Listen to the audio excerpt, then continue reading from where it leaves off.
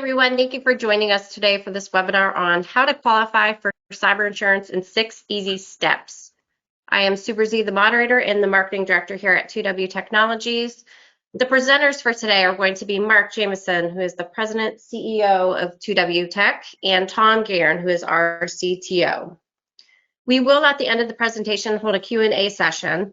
So if you have any questions at any time, go ahead and send them to the questions box on your screen. For those of you who are not familiar with 2W Technologies, we're a technology solutions provider specializing in solutions for the manufacturing industry. We offer cloud solutions, data analytics, Epicor ERP, managed services, IT infrastructure, and security solutions.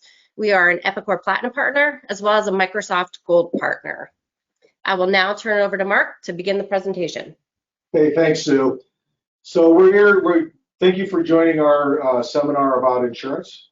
I'm sure it'll be amazingly interesting. But it is a real situation, cyber insurance and qualifying for cyber insurance. And this is the reason why: is the insurance companies are tired of paying for cybercrime.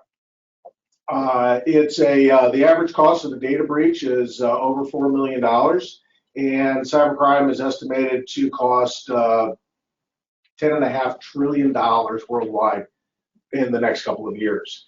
And the insurance companies are trying to protect themselves from that. They've been writing these checks over and over and over again, and so finally they've put their foot down and said, you know what, we are not going to insure you if you don't have a you don't have a valid network, because this statistic is really telling here is 80% of ransomware attacks are traced to configuration problems within the network.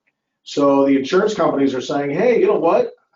I'm not gonna underwrite you, just like I'm not gonna underwrite you if you're a bad driver, or if you have a lot of safety accidents, or you live in a bad neighborhood, a high crime neighborhood, and and you have to have these types of this insurance to protect your business, just like workman's comp, just like your liability insurance. This is part of it, because this will take you down.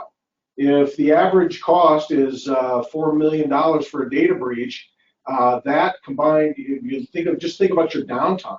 Don't even think about somebody stealing money from you, but just think about the downtime impact of a data breach that could impact your business. And so you need to protect yourself. But the insurance companies are asking for you to attest that your network is up to snuff, that you've put the bare minimums in. And but I think if we look at it, this is just the beginning of this.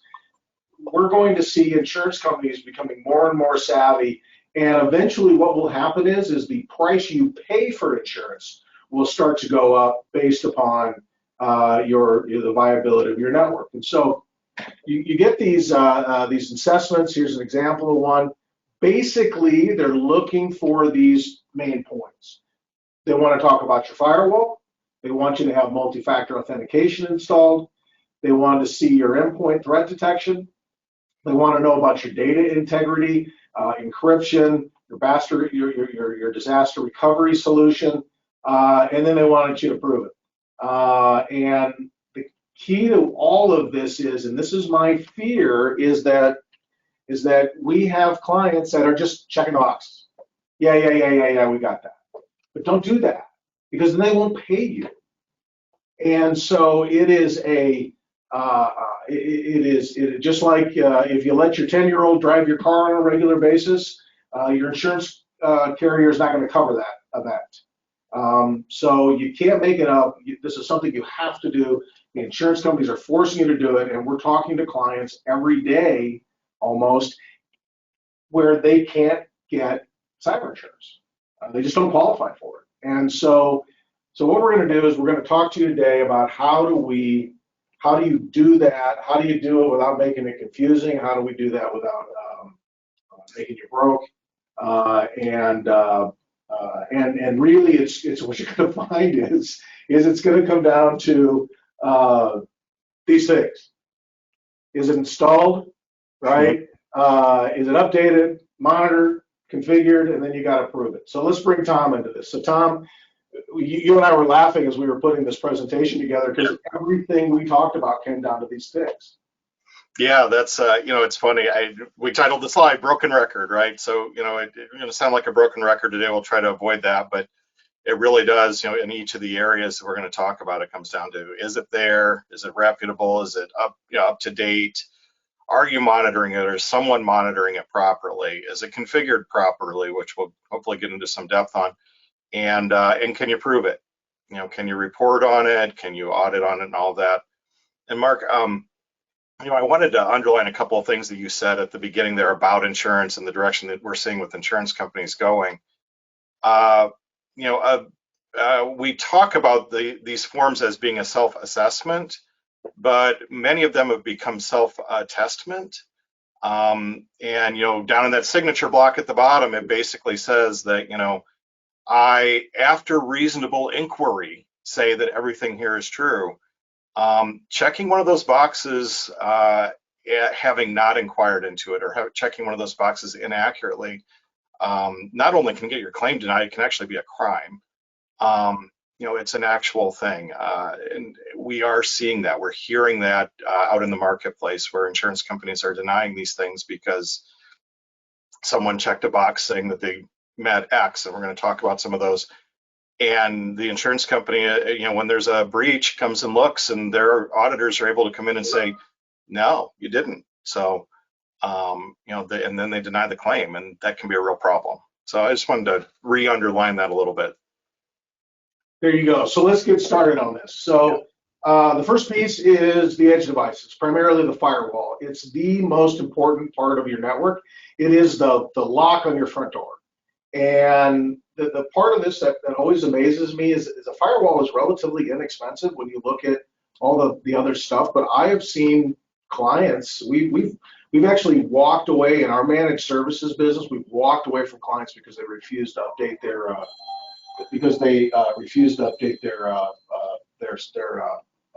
firewall. So Tom, let's talk about firewalls. Yep. Yeah, sure. Like you said, it's a lock on your front door, right? That's the first place, especially when we're talking about edge firewalls, having that thing up to date, the broken record first, buy a real one. Don't, it's not to say that there aren't great options out there. Look, I know that there are Linux devices that you can run and configure as a firewall. And if you've got a team of people who can manage and monitor that, great, go for it. For the most part, go with a reputable brand. Talk to your managed solutions provider or managed services provider like 2W or whoever. Get a reputable brand. Keep it up to date. How is it being patched? Be, really in the loop. Have someone at your company that's getting a regular report. How's that thing being updated? Who's updating it? How do you know? That's important. That comes into play if you're, when you go to fill out these forms from the insurance company, because that's why we're here, but also in the event of, some kind of a breach or whatever, you've got that documentation. And, quite frankly, if you're a peace of mind. But, so that's monitored, managed, that it's up to date, it's patched. And then the last piece really is configuration. Mark mentioned, one of the things at 2W, a big portion of our business is our managed services offerings. And we onboard new clients, one every week or so. When we come in there, one of the most frequent things that we see is somebody's got a brand spanking new fancy firewall that's got everything, all the options, and none of them are turned on. It was inconvenient, or whoever installed it didn't know how, or whatever. For the most part, those devices are going to come from the vendor in a configuration that will work, not necessarily the most secure configuration. So, who configured it? Do they know what they're doing? Are they certified or accredited by the vendor to do that? That type of thing. So, go ahead, Mark. Well, I was going to say that's really critical because, and we're going to talk about this as we get through some of this, is sometimes we get these devices and we plug them in and they function, but they're running off of, they're not updated. So that critical security patch isn't there. They're not configured appropriately, and boy, the firewall, you absolutely got to have it. You got to Yeah. have it. And I'll, Go ahead. so that's the first checkbox in our sample insurance form there is up-to-date active firewall technology, but it also really applies to several other things as well. Patch management, intrusion detection can be part of that. Edge antivirus can be part of that device. So there, you can check off several boxes on your form with that. And we specifically here are focusing on edge firewalls, but I do want to use this just as a chance to throw in there, another thing that we see very frequently, and it's frightening, is companies that use things like group policy or other management tools to across the board disable internal firewalls. Turning off Windows Firewall throughout your network or on your servers or domain controllers almost always is because it was inconvenient to figure out how it should have been configured. Windows Firewall is an amazing tool. It's almost your last line of defense, not quite, but nearly. It doesn't replace your edge firewalls, but please have that turned on. There you go. So firewall, easy fix. Make sure it's a modern firewall. Make sure it's configured appropriately. All right, everybody's favorite, multi-factor authentication. Yes. It blows my mind when I see businesses today that do not have multi-factor authentication turned on, but a lot of people do not. And so when it comes down to turning on multi-factor authentication, right, it goes way beyond email. I think what we see is we see a lot of clients that they want to just flick the switch and okay, multi-factor's turned on. But the key is we got to do it way past just email, and it's got to go out to all your networks devices, right, Tom? Yeah, that's that's really important. The form asks you to say we're using multi-factor login for privileged access. I would encourage you to, yes, of course, do that, but really take a look also beyond that. What else is important to you that you want to be protecting? And like we mentioned here on the list, everybody wants a quick fix, right? We want to be able to say, well, we turned on multi-factor authentication, we're done. Or we went out and bought this third-party product that, now everybody's got a token or their phone or whatever, and we're done. You want to be looking beyond there. You want to be looking at all your applications. Does many of our clients are manufacturing clients, so does your ERP software, are you using multi-factor authentication to be accessing that, or does it guarantee that you're at least have multi-factor authentication, which we can talk about in a moment.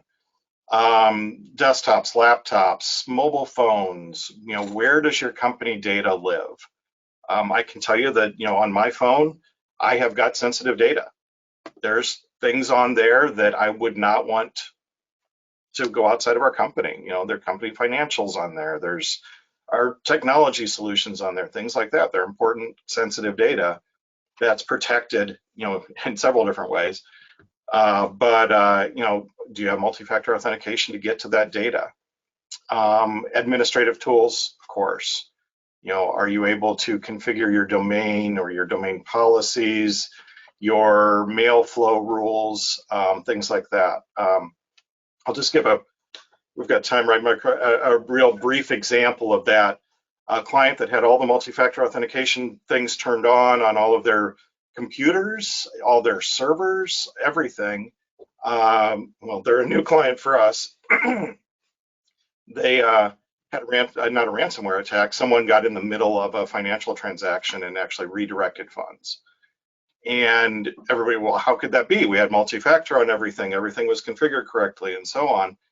Well, come to find out, the administrative console for their third-party external email was not protected with multi-factor.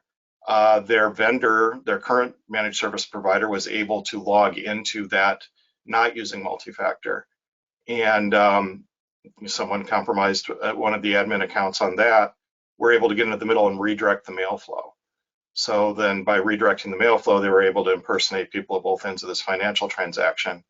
And really, it was a pretty trivial attack, even though everything appeared to be protected, at least, relatively well. So securing those applications, the servers and the administrative consoles, really, really important. Yeah, you got to make sure that you're completely thorough in the way that you roll out multi-factor authentication. Yeah, and I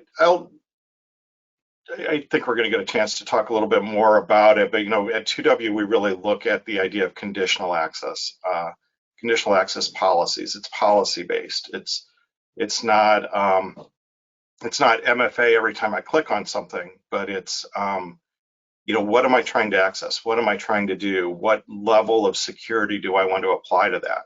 This is one of those areas where configuration really, really comes into it.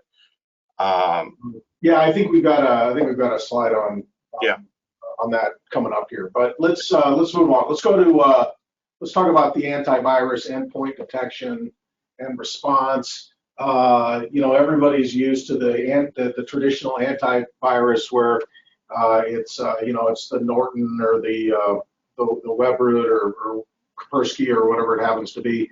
But really, it's much more than that. Yeah, that's, again, that's good. And again, the broken record, right? Make sure you've got it and it's installed and it's from a reputable vendor. Work with your partners to determine what that is. But configured, that's another one that's a big one. I use, of course, at 2W, we use Microsoft Defender for Endpoint for kind of that's our premium security stack that we use and we work with. But all of them have something similar in that the Defender for Endpoint, for instance, just that one product out of the entire Defender suite, just that one product has got about 12 different little sub-products within it. And are those configured? Are they turned on? Are you monitoring them? How do you know? How do you separate out the wheat from the chaff of alerts? And are you working with someone who can help you do that?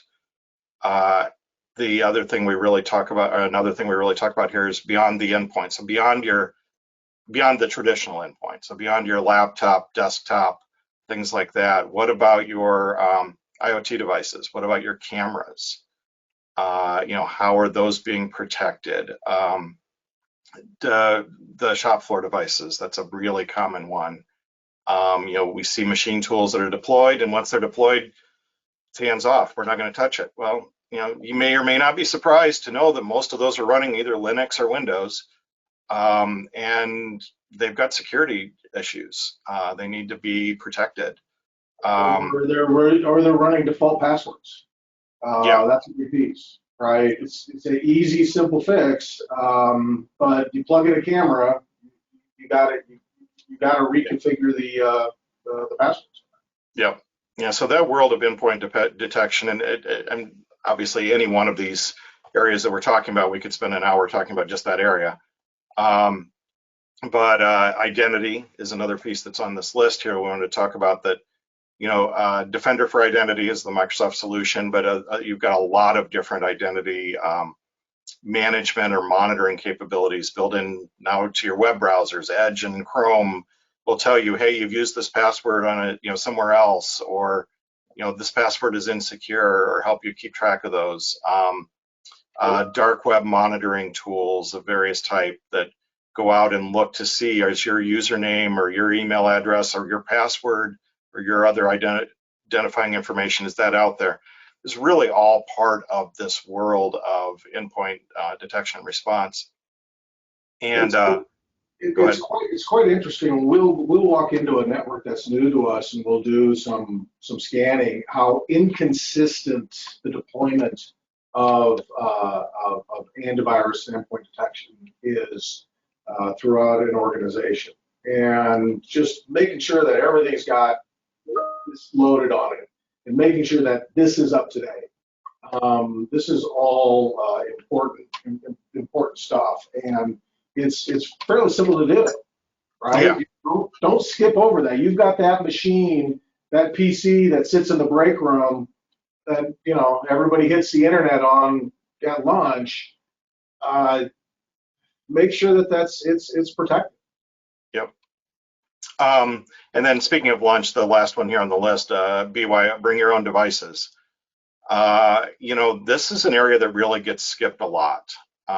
We see a lot of networks where we walk in and they've got their Wi-Fi, that their shop computers and their time clocks and a couple of people in the office and the CEO's laptop and everyone in the parking lot sitting on their phones at lunch are all on the same Wi-Fi network, all on the internal company network. If you're going to do that, how are you protecting those devices? How are, what's your password policy that's applied on those? What's your antivirus software that you're running on those? It's an actual thing now. Malware on phones is a big deal. Of course, we recommend that you keep those personal devices on a separate network. But even then, again, like I said, on mine, I've got critical information on here. So I've also got antivirus protection on here. I've got endpoint protection on here.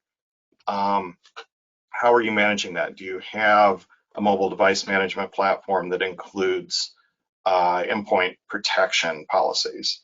So that's a really important part, and that plays quite a bit into those underwriting questions that you're going to see. Well, let's get into the exciting world of patching. All right. We've got, the one thing you know about your technology is that it's going to go obsolete, and the other thing you know about your technology is there's going to be a new version available, right? A new operating system update, firmware update.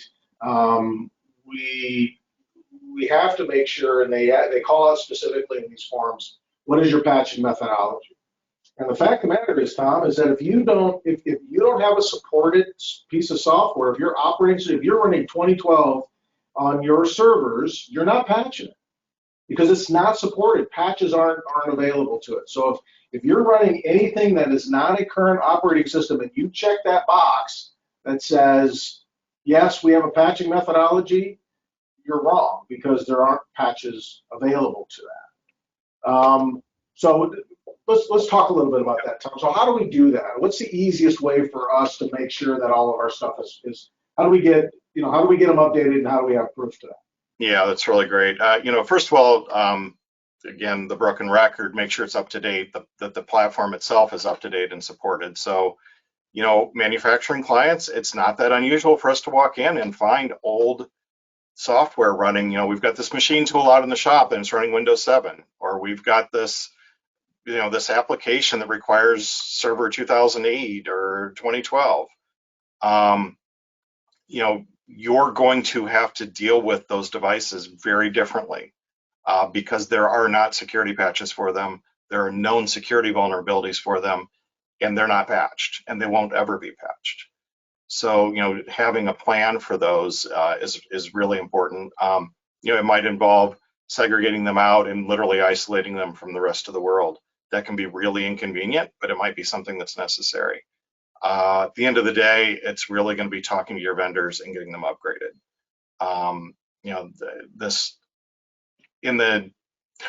When some of us started in IT, the lifespan of systems could be measured in 5, 10, 12, 15 years. That's just not the case today. If you're deploying a brand new server today, its lifespan is relatively short. The hardware may outlast it, but the software needs to be kept up to date. Windows Server 2019, we are deploying it still today, occasionally, but Windows Server 2019 is, actually end of life in less than 16 months, or end of mainstream life, which, so at that point, you're only going to be getting critical patches, and you want to be then looking to, how do I get out of this? So, today you should be deploying Server 2022, and if your software from your vendors doesn't support that, you want to be talking to those vendors. What's your plan? Don't make me deploy something that's already 3 years old, 3 years into a 7-year lifespan. Or 5 years. I think, we talk a lot about operating systems, but I think too, we need to talk about the applications as well. Yeah. Right? So how many times we walk in and the ERP system is, 4 versions old. Yeah. And they're not supported. There's not an update for them. There are vulnerabilities to the network, and your insurance company's looking. Yeah, that's really great. You may have a system that's dependent upon an older database server also. It might be using some version of Progress or an older version of SQL, for instance. Both of those have lists of thousands of known vulnerabilities that will never be patched because they're no longer supported by the vendor. you're not up to date on your patch management, and you never will be on those systems. So, getting your applications up to date, again, supporting modern infrastructure is going to be really important. We don't talk a lot about it in this list, but this is a great time to talk about. If you can move it to the cloud, that takes one headache away from you.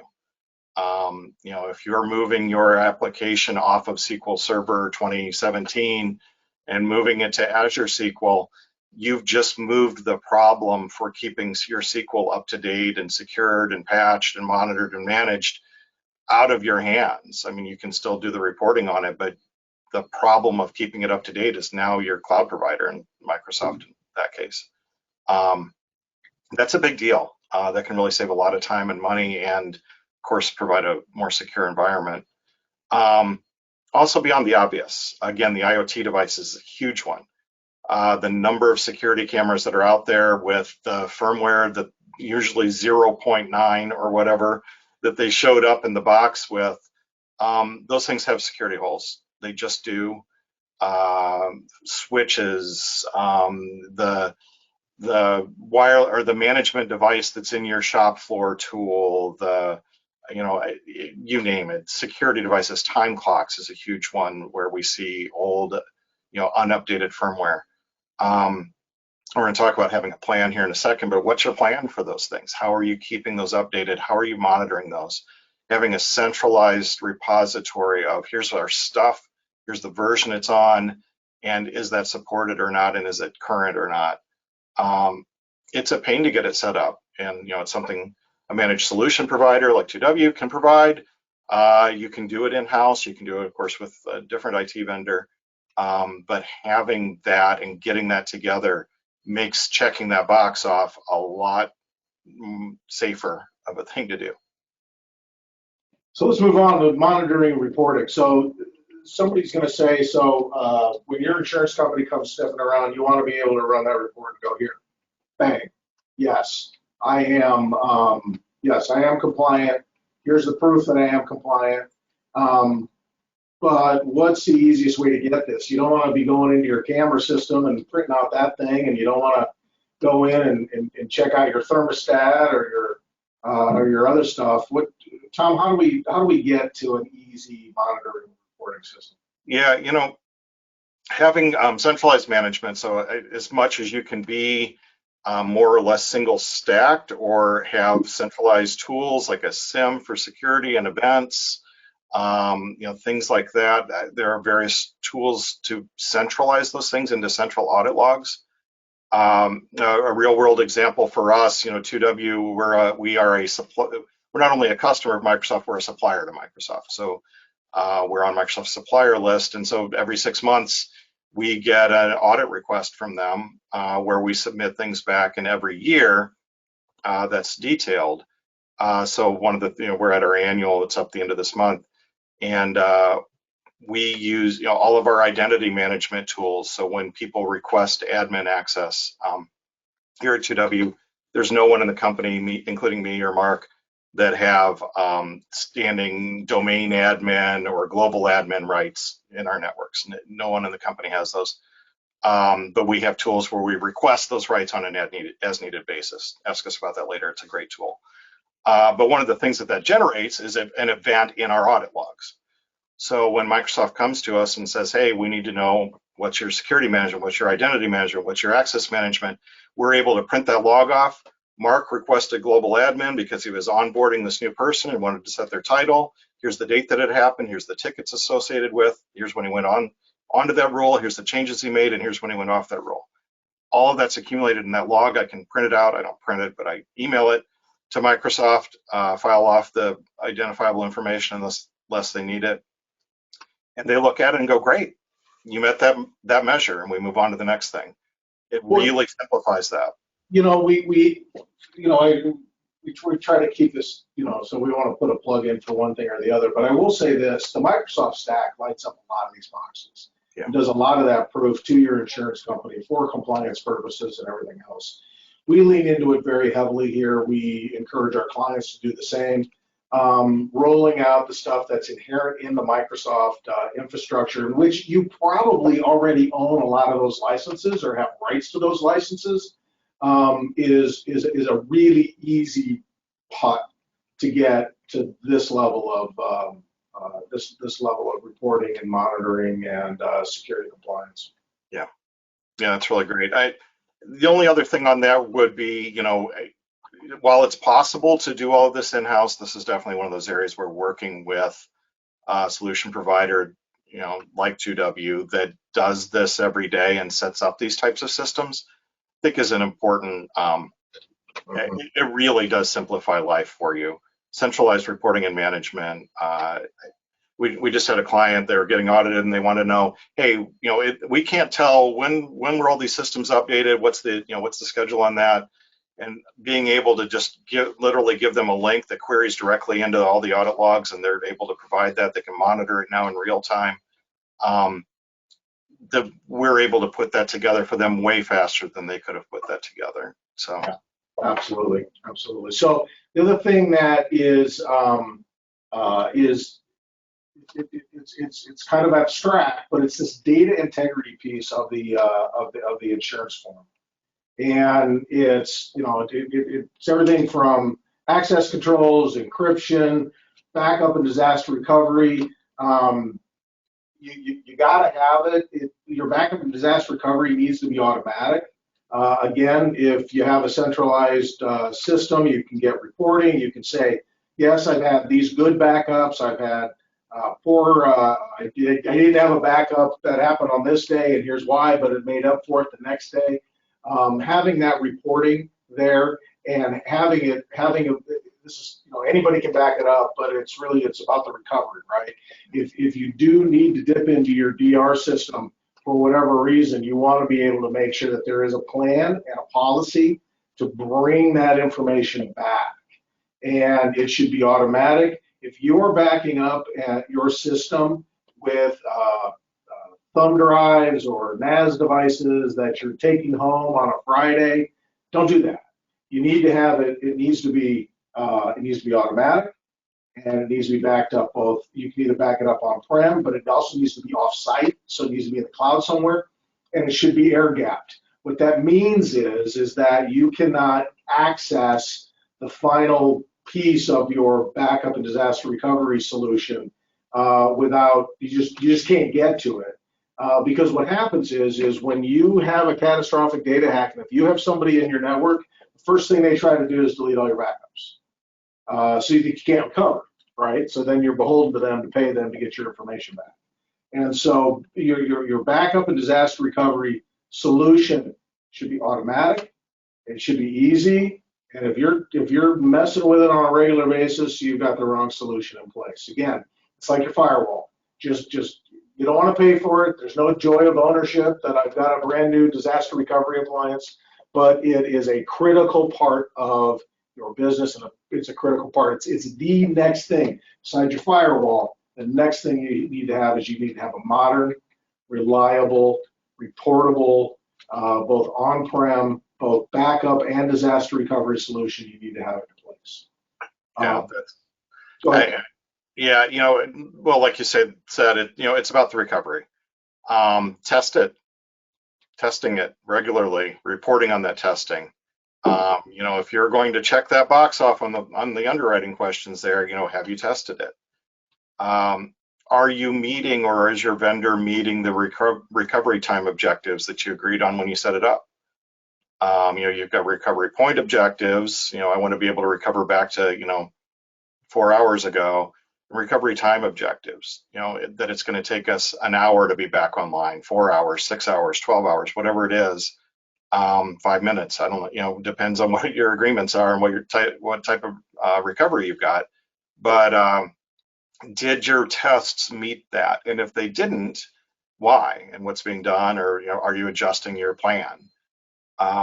That's a big part. Also in this data integrity world, we talk about access controls. I couldn't even begin to count the number of times that we walk in and find generic accounts. There's 5 different people logging in as administrator. That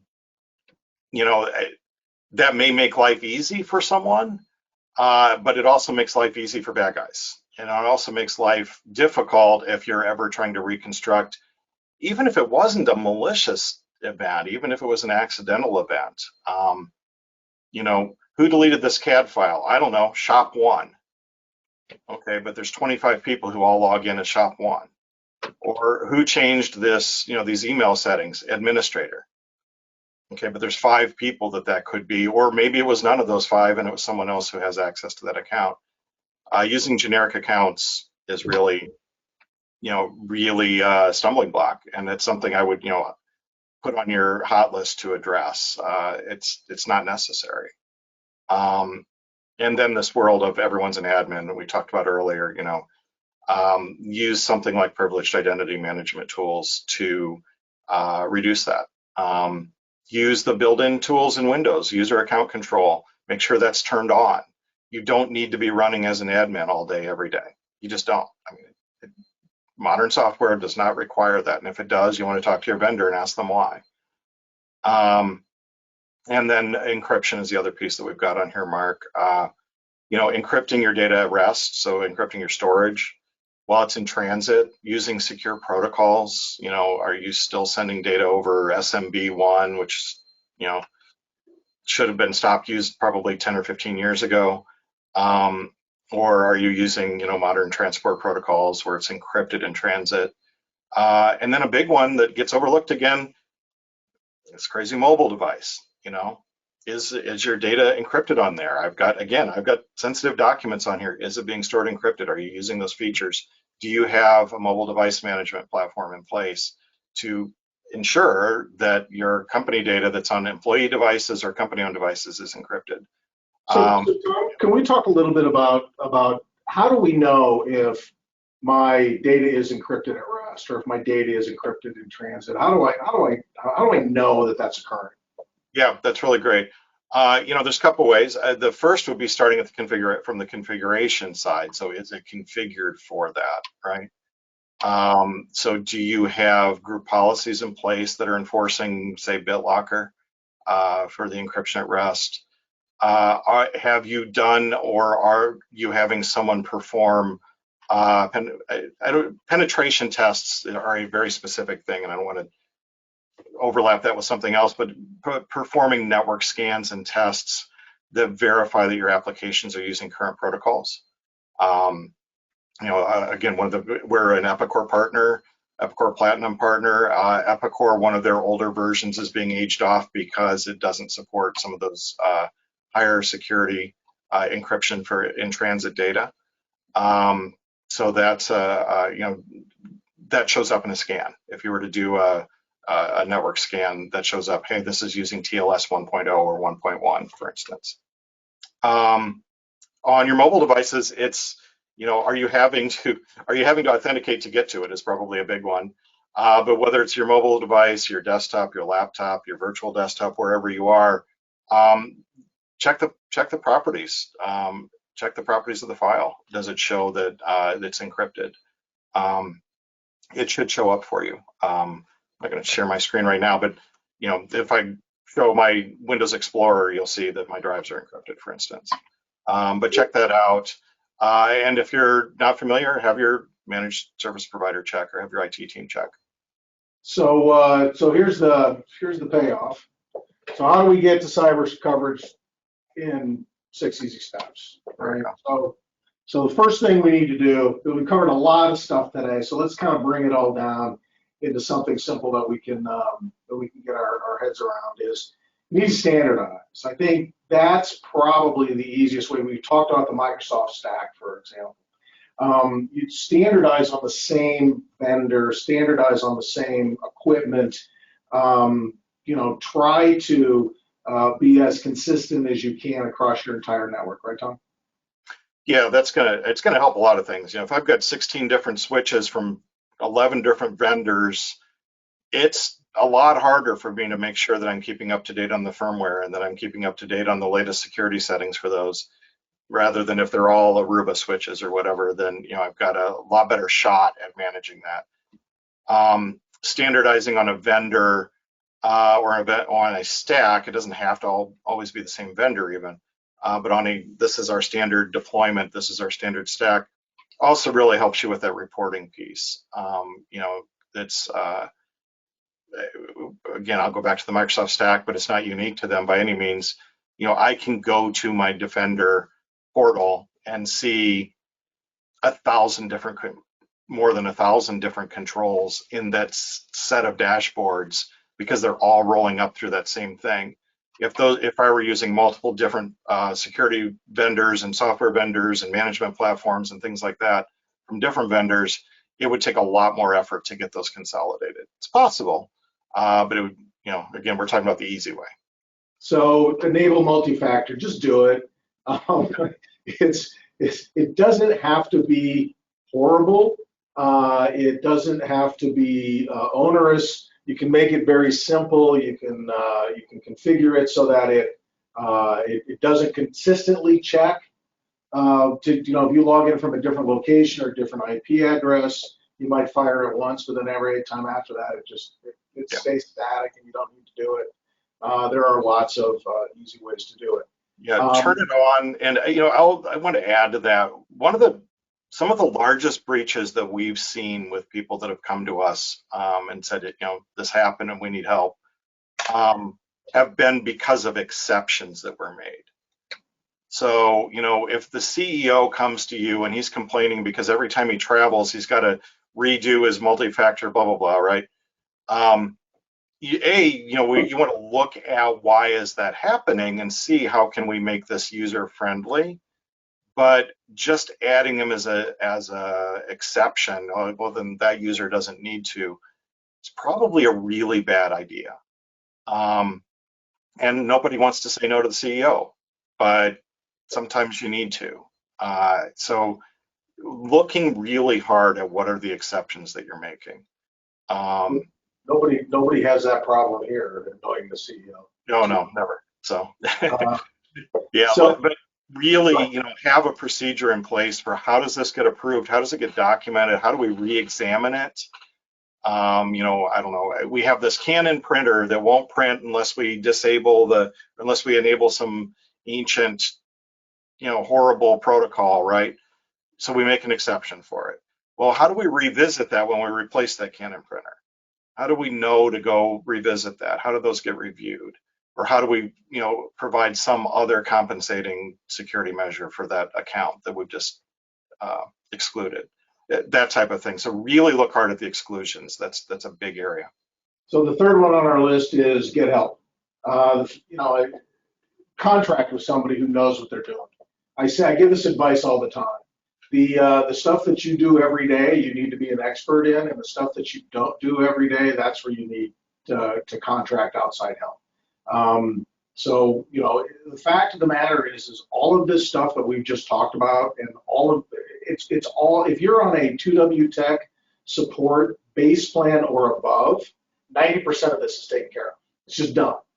And it's just part of the deal. And you should contract with a solution provider, make sure your solution provider can attest to all of this stuff, and you should be holding them accountable for that, because it is a lot. Unless you have a very savvy in-house IT team, there's a lot here. And so if you go out to somebody, even if you use them on occasion for these things, do that. But the most important thing, if you decide to get outside help, is listen to them, partner with them. Well, this happens to us all the time. We'll have clients who will come to us for advice. We'll give them advice, and then we're not going to do that. And which is why did you ask us in the first place? And so if you're going to go out and get outside help, partner with them, right? Number 4, update your technology. Make sure, look, I get it. Nobody gets maybe Tom and I do, but nobody else gets all gigged up over brand new technology stuff. But your technology is going to be out of date. It's going to be obsolete. Death, taxes, and your technology is going to be obsolete are the 3 things in life that you can't avoid. And you need to make sure that your technology is up to date. Just do it.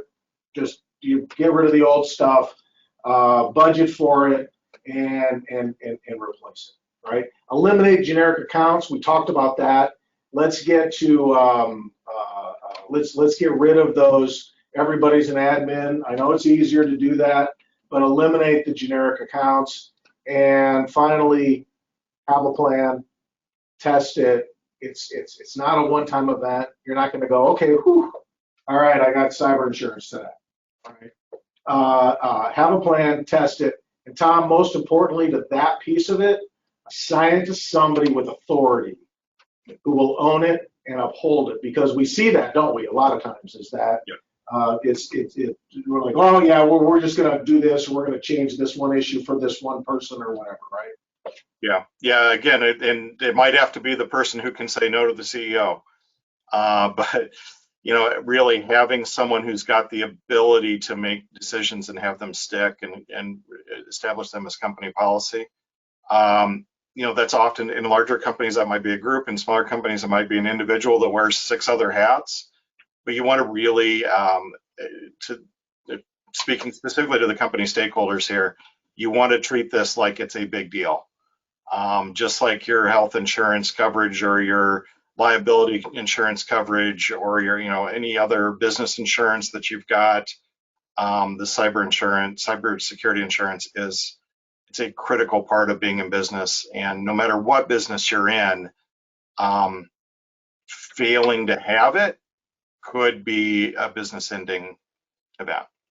If you are, what was the line? If you are a business with a bank account, then you are a target. Yeah. And you need to protect yourself. You need to protect yourself by doing this kind of stuff. You need to protect yourself by getting the appropriate coverage as well. So that's kind of what we've got. Let's open it up for questions. So.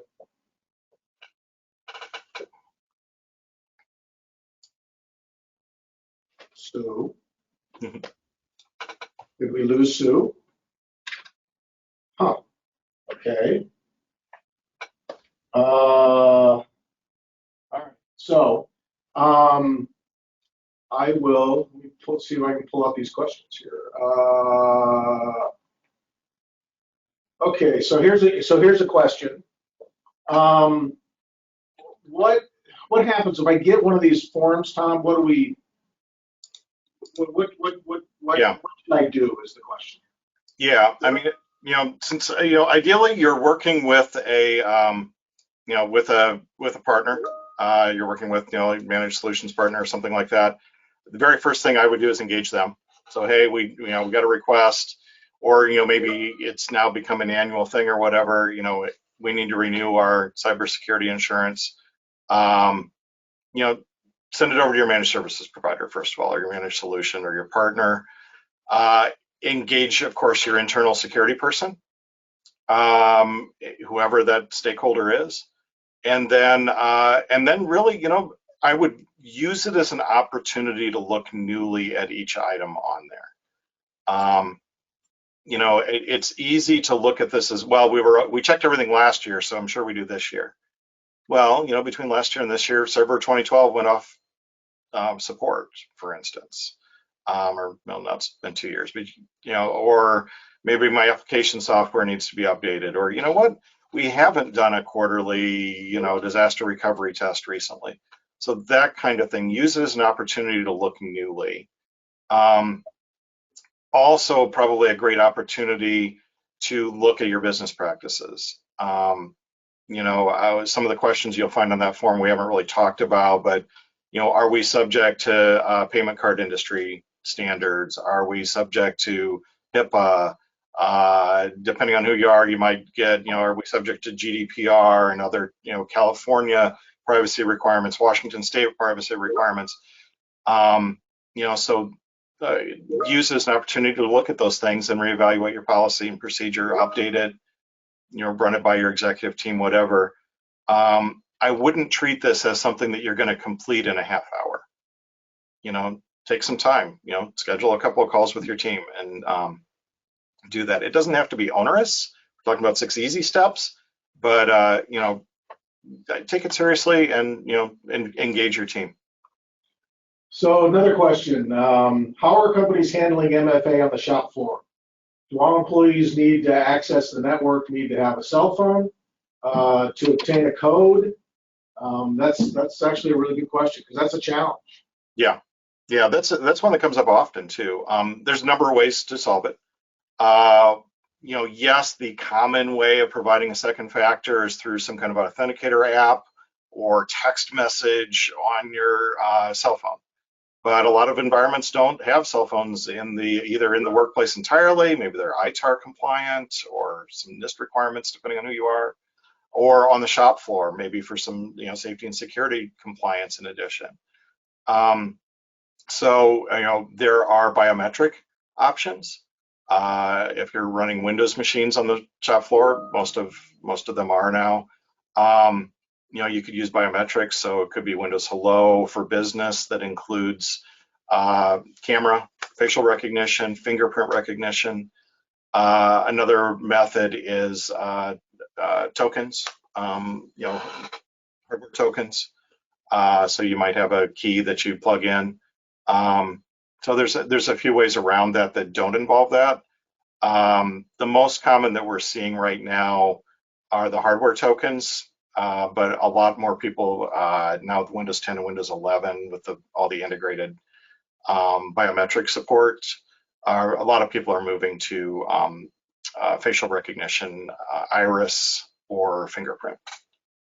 Yeah, in fact, I think that's what I use. I use a lot of facial recognition on my MFA stuff. So we're talking about that. How do you address MFA fatigue? Because everything's got it, right? I mean, you can't even the services that have nothing to do with financial or anything else. I'm forced to do MFA. How do you deal with that, Tom? Yeah, that's a really great and very relevant question. You may have heard about a large ride share company that last week was breached. And it appears that the way that they were breached was through MFA fatigue. The bad guy kept pinging away at an account that he knew the password to because he got it from somewhere else, and but it was protected by MFA. Well, the user at the other end of that account, it was a shared account, then finally got tired of, every 5 minutes they're getting a request for authentication. It must have been one of their other people on their team that was needing to get into that account. So they finally hit approve and the bad guy's in. And he immediately then changed the MFA method and had full access. So MFA fatigue is a thing. Getting pinged to death with it. Maybe your CEO is saying, you got to make an exception for me because I'm tired of hitting the prompt, right? Tired of having to put my finger on it. I'm tired of having to enter a code, whatever. There's a lot of paths. Depends on what you're looking at. Biometric is a good one. Yep. When I get an MFA ping, I look at my phone and I'm in. Away it goes. Yeah. So improving the biometrics is really important, but I also wanted, another area of it that's really important is those we talked about earlier, conditional access policies. So it's not that you've got to be constantly providing two factors every time you do something. If you're using a single identity provider like Azure Active Directory, for instance, it can hand tokens off. So I log into one machine, it's able to tell the next machine that I go to, hey, he's already MFA'd, here's the token that proves that, and that token's got an expiration and so on. So I'm not having to re-enter credentials or pins on every single thing that I log into. And then the other is really being smart about those policies and what they apply to. So when I log into our Azure Administration Console to make changes to our infrastructure, you better believe there's additional security scrutiny being paid by the system to my login, my activity, where I'm logging in from, what I'm doing, and how I'm doing it. Is it all consistent? Versus if I'm checking my email. And then if I'm forwarding a document that's marked as company confidential, for instance, we haven't talked about data loss prevention or compliance policies, that's a whole other call. But if I'm forwarding a document that it's determined or that's been flagged as confidential, there's a different set of scrutiny that happens to me than if I'm sending that internally, for instance. So we've got 5 minutes left. There's two questions here I want to get in. First of all is, how hard is it to implement privileged access? Yeah, that's a great one. It depends on your identity provider. We use Azure AD, and what we implement with privileged identity management really isn't difficult. If you've already got to where you're using individual accounts, then it's really a matter of setting up rules. It's probably a couple of days of discovering how you're doing things and actually configuring it. So a couple of day engagement with someone like us that's doing it regularly. If you're doing it on your own, the Microsoft Learn docs are good. They're really good. Probably going to take you, a week or two to get it really dialed in. And there's some good standards that we use in Microsoft recommended standards, NIST recommended standards, CISA recommended standards on that. But once in place, it really is it's a life changer. It really is. I will say this.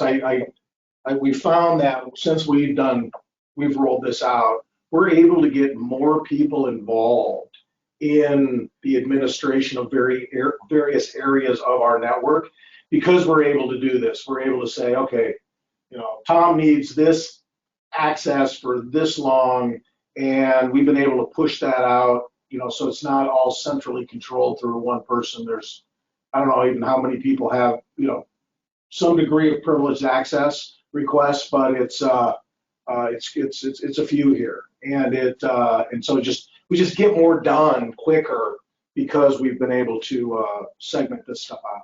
Yep. Yeah. So Tom, the last question here is, with the increase in security protocols, how do you keep people following the rules? That's good.